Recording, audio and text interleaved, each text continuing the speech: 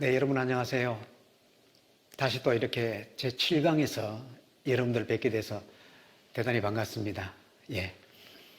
이번 시간에는 북한을 조명해 보는 가장 중요한 시간으로서 북한의 주체 사상과 3대 세습에 관해서 잠시 살펴보도록 하겠습니다. 그러려면은 1950년대의 국제 정세를 잠시 살펴보는 것이 순서일 것 같습니다. 제가 앞 시간에서도 말씀을 드렸습니다마는 김일성 주석을 북한의 최고 지도자 자리에 세운 사람이 바로 소련의 스탈린이었습니다. 김일성은 스탈린의 영향을 많이 받은 인물입니다. 스탈린은 소련을 건국한 레닌의 신임을 얻어서 소련 서기장에 오른 인물입니다. 그러나 소련의 최고 통치자에 오른 스탈린은 30여 년간 무자비한 숙청과 독재 정치를 실시한 아주 매우 잔혹한 인물이었습니다. 그런 스탈린의 통치 방식에 김일성도 자신도 모르게 그 영향을 받으면서 그 스타일을 닮아가고 있었던 인물이었습니다.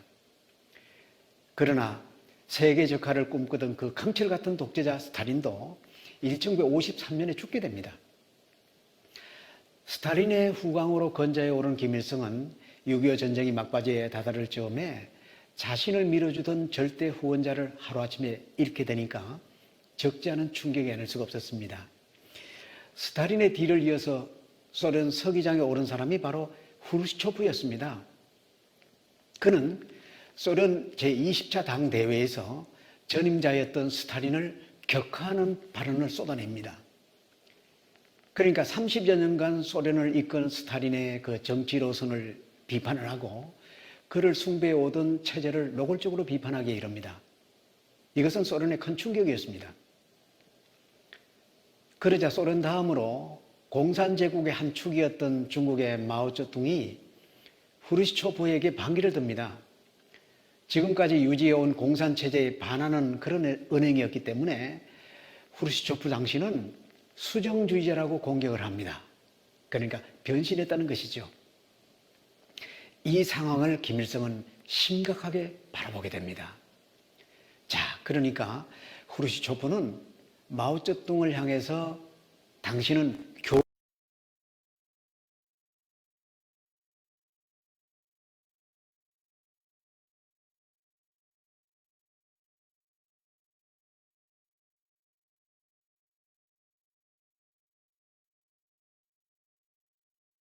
과학적인 해명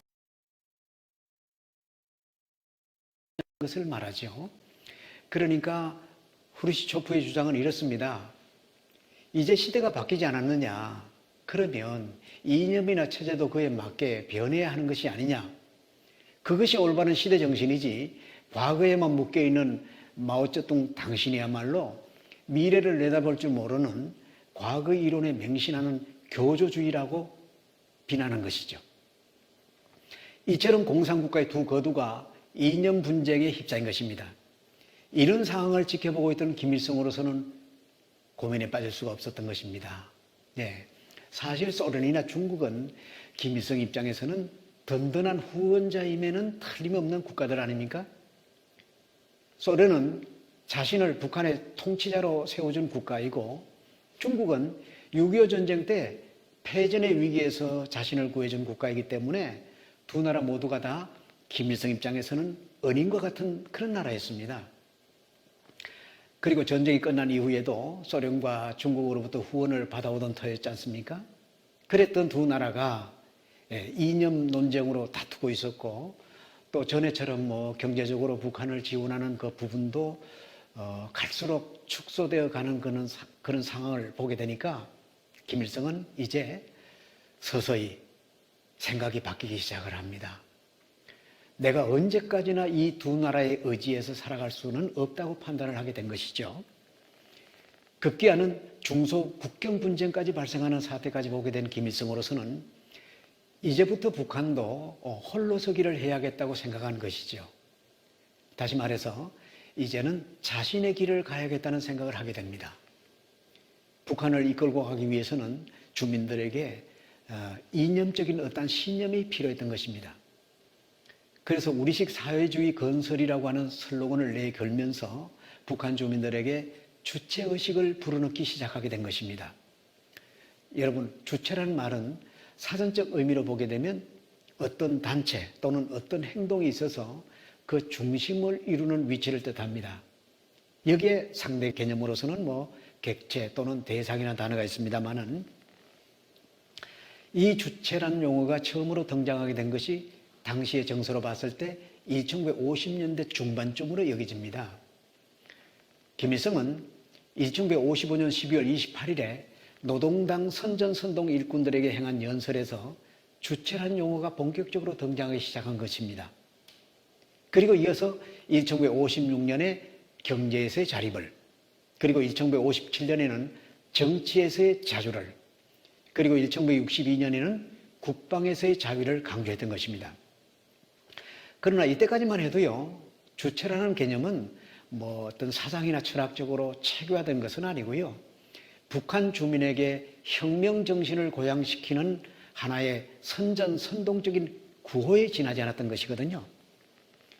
그러다가 1982년에 김일성의 아들 김정일이 발표한 주체사상에 대하여라는 논문이 발표가 되고 그 논문에 북한의 학자들이 여러 자료들을 첨가를 해서 집대성한 것이 오늘의 주체사상으로 등장한 것입니다. 지금 여기 보시는 것처럼 전집 10권으로 되어 있는 이 방대한 사상체계를 이 시간에 모두 설명할 필요는 없습니다. 이 시간에 가장 중요한 것은 주체사상의 핵심만 알면 되는 것입니다.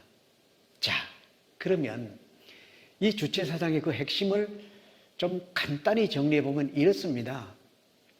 혁명과 건설의 주인은 인민대중이며 이를 추동하는 힘도 인민대중이다. 여러분, 이 문구로 보면 인민대중이 주체가 맞죠? 예. 또 사람은 자주성, 창조성, 의식성을 가지고 자기 운명을 자주적, 창조적으로 개척하는 사회적 존재이다. 누가요? 바로 인민대중입니다. 자, 이 두 문장으로 보게 되면 인민대중, 즉 사람이 주체가 맞습니다. 네, 그런데 인민대중이 역사의 주체로서의 역할을 하려면은 수령의 올바른 영도를 받아야 한다라고 해서 등장한 것이 혁명적 수령관입니다. 이것을 다르게 표현하면 수령의 영도를 받아야만 역사의 주체가 되어야 한다는 그런 뜻이죠. 그리고 네 번째 내용에서 확연히 주체의 개념 설정이 명확해집니다.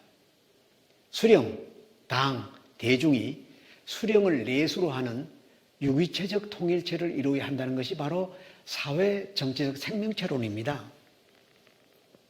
자, 여러분, 이상에서 살펴본 대로 인민대중이 주체가 되려면 결국은 김일성으로부터 영도를 받아야 하고 김일성을 중심으로 당과 인민이 수령의 영도 아래 일체를 이뤄서 유기적으로 움직일 때 온전한 주체의 의미가 부여된다는 것입니다.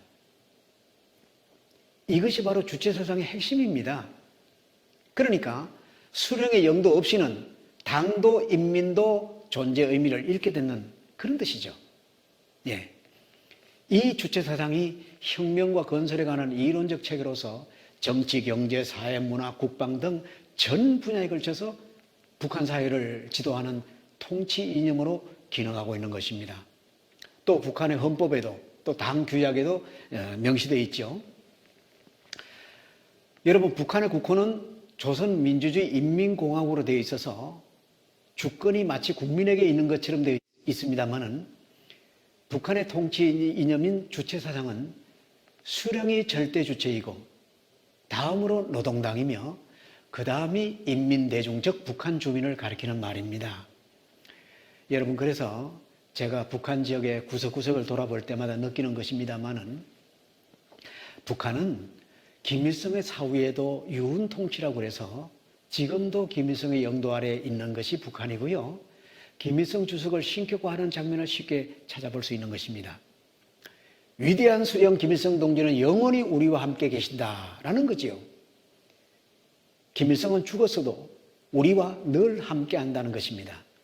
예, 이게 바로 북한입니다. 저는 북한을 연구하는 과정에서 많은 질문을 받게 됩니다. 왜 북한은 저렇게 비상식적이요 비민주적 체제인데도 불구하고 어떻게 무너지지 않고 유지되고 있는가 하는 것에 대해서 말입니다. 흔히 하는 말로는 강압적인 공포정치, 정보차단, 엘리트 계층이 백두혈통을 지지하는 그런 등등의 말을 합니다마는, 저는 이런 정도로는 충분한 답변을 대신할 수 없다고 봅니다. 여러분, 북한이라고 해서 체제에 반하는 그런 저항 세력이 없을까요? 물론 있지요. 그러나 도전 세력에 대해서는 가혹한 탄압이 가해지는 것은 우리가 다 알고 있는 사실 아니겠습니까? 여러분, 김일성은 자신의 우상화와 왕조 체제인 북한을 자신이 죽은 후에도 계속해서 유지시키기 위해서는 자신의 권력이 혈통을 통해 세습되어야만 한다는 생각을 했습니다. 이를 철저하게 준비해 나왔습니다.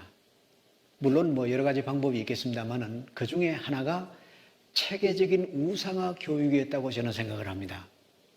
제가 20년 전에 평양을 방문했을 때 평양에 있는 유치원을 방문한 적이 있었습니다. 지금 보시는 곳이 바로 창광 유치원입니다. 이곳에 임원의 안내를 받으면서 이제 유치원의 여러 시설을 돌아봤는데 구경이니까 시설은 규모가 매우 크게 보였습니다. 그러나 여러분, 제가 이런 시설 정도가 제 눈에 들어온 것은 아닙니다. 제 눈에 인상 깊게 다가온 것이 바로 어린이들에게 교육하는 장면이었습니다. 이렇게 보시는 것처럼 두 개의 방이 있는데 왼쪽 방은 김일성 주석의 어린 시절을 학습하는 방이고요. 오른쪽 방에는 김정일 국방위원장의 어린 시절을 학습하는 방입니다. 교사가 학생들을 지도한 다음에 이제 어느 한 어린이에게 지목을 해서 오늘 배운 내용을 좀 발표하라고 하니까 한 어린이가 일어서더니 김일성 주석의 위대함을 그렇게 카랑카랑한 목소리로 또렷하게 발표하는 장면을 보고 제가 놀라움을 금치 못했습니다. 어쩌면 저 어린아이의 입에서 김일성 부자의 위대함을 저렇게 똑똑하게 발표하는 모습을 보고서 왜 북한 체제가 쉽게 무너지지 않고 또 3대까지 세습이 이루어지는 그 이유를 알게 됐습니다. 여러분, 어린이들의 마음세계는 순수 그 자체이고요. 아무 색이 들어있지 않은 하얀색일 것입니다. 그런 하얀 백지 위에 어떤 그림들이 그려질까요? 자신을 낳아준 친부모보다도 더 위대하신 어버이 수령님, 더 위대하신 장군님이라는 그 그림이 그 어린아이들의 맑은 영혼 속에 각인되는 것이 아니겠습니까? 그리고 보시는 것처럼 소학교나 중고등학교 교과서에도 김부자 생애 교육이 체계적으로 전개가 됩니다. 여러분, 옛말에 이런 말이 있죠? 3살 버릇이 몇 살까지 간다고요? 80살까지 간다는 말이 있지 않습니까? 이렇게 어릴 때부터 철저하게 교육을 통해서 김일성 일가를 교육하는 이 시스템을 보고 북한에 대한 가장 기본이고 근본을 보는 듯 했습니다. 물론 북한 관련한 동영상이나 자료들은 남쪽에서도 다 볼 수 있습니다. 얼마든지. 그러나 막상 현장에 가가지고 그런 광경을 보니까 좀 감이 좀 다르더라고요. 여러분, 남북 분단이 1945년도지 않습니까? 그러면 그때 태어난 어린아이가 올해로 76세입니다. 그들이 북한 지도층을 이루고 있습니다. 그만큼 교육은 백년지 대계로 어릴 때의 교육이 평생을 간다는 것에 대해서 아마 김일성 주석은 이 점을 창안한 게 아닌가 이렇게 생각을 해봅니다. 제가 유치원을 돌아보고 나오면서 북한의 어린이들과 함께한 사진입니다. 보세요. 기분 좋으면 방질방질 웃지요. 기분 나쁘면 삐지고. 아니, 남쪽의 아이들과 뭐가 다른 게 있습니까? 다만 다른 것이 있다면 김일성 일가에 대해서만큼은 자기 친부모보다도 더 위대한 분이라는 것이 각인되어 있다는 게 다른 점입니다. 이미 보도가 된 것이지만은 한 가지 웃지 못할 사건 하나를 제가 소개해 보겠습니다. 2003년도에 대구에서 유니버시아드 대회가 있었습니다.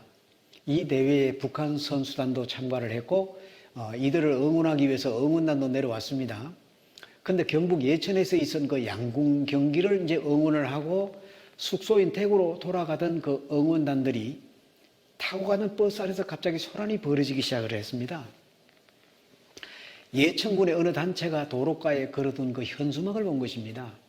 그 현수막에는 김정일 국방위원장의 사진도 들어있었거든요. 이를 본 북한 응원단들은 달리는 버스를 멈춰 세운 뒤에 모두들 달려가서 그 현수막을 끌어내리는 것입니다. 왜 그랬을까요? 이들의 주장은 이렇습니다. 아니, 어떻게 남쪽 사람들은 감히 존엄하신 장군님의 사진을 현수막에 넣을 수 있느냐 하는 것입니다. 아니, 바람이 불면 장군님의 얼굴이 찌그러질 수도 있고 또 비가 오면 젖을 수도 있는데 어째서 이런 일이 가능하냐며 소동을 벌이다가 결국 그 현수막을 자기네들이 가져가는 것입니다. 예.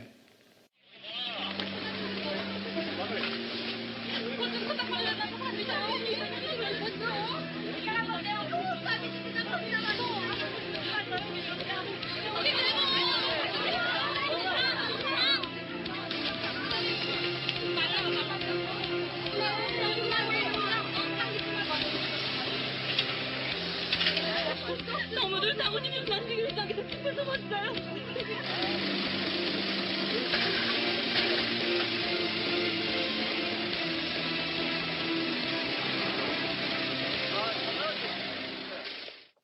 뭐 이미 보도가 된 장면들을 제가 이 시간에 보여드리는 이유가 뭘까요? 예천에서는 북한의 선수단이 온다고 하니까 환영하는 의미로 우리도 하나 되자라는 문구도 좀 넣고 또 2000년도에 김대중 대통령과 김정일 국방위원장이 악수하는 사진까지도 넣어서 북한 선수단을 환영하기 위한 것이었습니다. 그러면 오히려 고마운 일인데도 그들의 시각은 정반대였습니다. 이처럼 남북의 문화와 의식이 극명하게 차이가 난다는 것을 보면서 우리들의 마음을 더욱 씁쓸하게 만드는 하나의 해프닝이었습니다. 이 단적인 장면 하나를 통해 북한 사람들의 의식이나 가치관을 미루어 짐작할 수 있지 않겠습니까? 예. 이렇게 철저하게 교육되어진 이들이 더 성장하면 북한의 지도층을 이루게 됩니다. 여러분, 이게 북한입니다. 물론 북한 체제에 모두가 순응하는 것은 아닐 것입니다. 목숨을 걸고 탈출하는 탈북인들도 있고 또 북한 체제에 저항하다가 정치범 수용소로 끌려가는 사람들도 있겠지요. 그러나 이것은 2,500만 전체 인구에 비하면 극소수일 뿐입니다. 비록 경제적으로는 빈곤을 면치 못하는 북한이지만은 사상적으로는 철저하게 북한 주민을 무장시켜 대를 이어서 충성하도록 또 김일성 주석이 원하는 통일로 가자며 어쩌면 그들은 우리보다도 남북 통일에 더 간절해 있다고 봐야 할 것입니다. 이것이 북한 체제가 쉽게 무너지지 않는 이유 중에 하나일 것입니다. 예. 그래서 남과 북은 분단 이후 올해로 76년이 지나는 동안에 서로가 통일을 원하고는 있지만 통일 방식은 서로 다르다는 사실입니다. 그러하기에 통일의 접점을 찾지 못하고 평행선만 유지한 것이 오늘의 남북 분단사입니다. 제가 제6강과 7강에서 북한을 간단하게나마 조명을 해보았습니다마는 북한을 세운 사람은 김일성 주석입니다. 그가 이상했던 북한은 어떤 나라였으며 어떤 식으로 통치를 해왔으며 그들이 주장한 북남 통일의 이상은 어떤 것인지 우리는 명확하게 인지하고 이에 대한 대비책을 철저하게 준비하지 않으면 여러분, 통일이 과연 대박이 될지 쪽박이 될지 그것은 우리 국민들의 준비 자세와 의지에 달려있다고 생각을 합니다. 예, 여러분, 다음 시간에는 문선명 한학자 총재님의 통일 방법론에 대해서 말씀을 드리고자 합니다. 네, 이 시간도 함께해 주신 여러분들에게 감사를 드리면서 여러분 다음 시간에 또 찾아뵙도록 하겠습니다. 여러분 대단히 감사합니다.